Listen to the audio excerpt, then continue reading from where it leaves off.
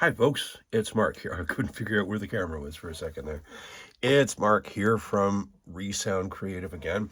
I had somebody reach out to me from commenting on one of the videos that I posted recently about repairing my AKG mic cradle for the second time in 3 years using hair tie elastics.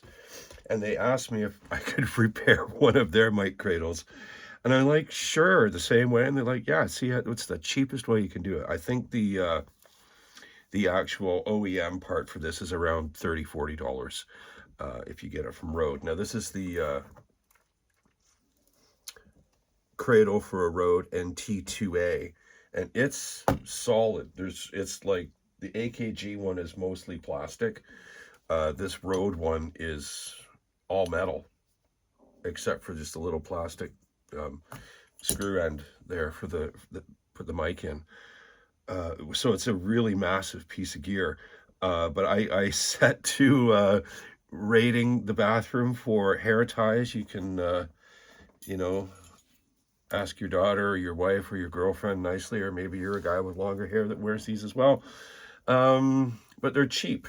This is now the second mic cradle I've repaired for less than $1.50, which is what the whole package cost. So this one is a little more involved. It's a little more complicated, and I'll admit right off the hop, it's not going to be perfect. But in a pinch, it will get you through and get you back to using your wonderful Rode mic. So what I'm going to do, I'm going to start it off and show you how to do it. And then I'm going to do a cut to the end of the project because you don't want to watch the whole thing. This takes a little longer.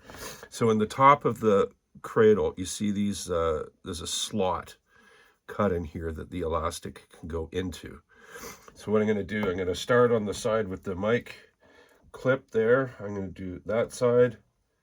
Then I'm going to do the opposite side.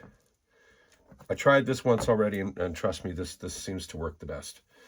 Then I'm going to do the bottom. I did the opposite sides, so we have 4 sides covered, and this is going to be super clean sounding microphone now because I'm using nice light blue elastics. I've even got a metallic one, so this is going to add that nice like 28, 29, 30,000 hertz shimmer that everybody seems to love on their microphones that nobody can hear.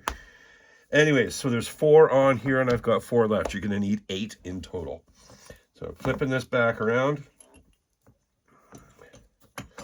And what you do is you center the thing in here like this, so that these clips on here are going to go in between the pillars, if you call them the pillars.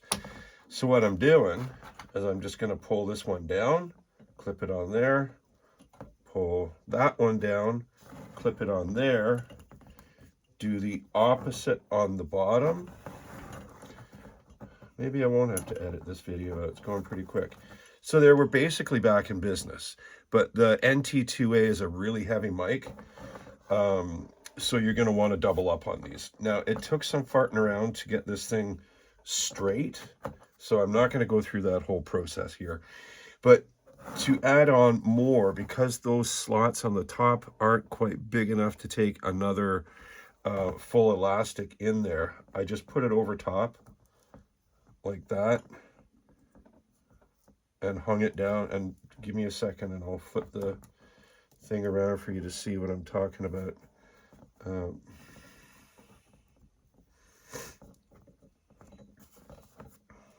There. Does that make sense? So the first round went through that, and then the second round went over top of that. But it's kind of like it's got some gravity holding it in.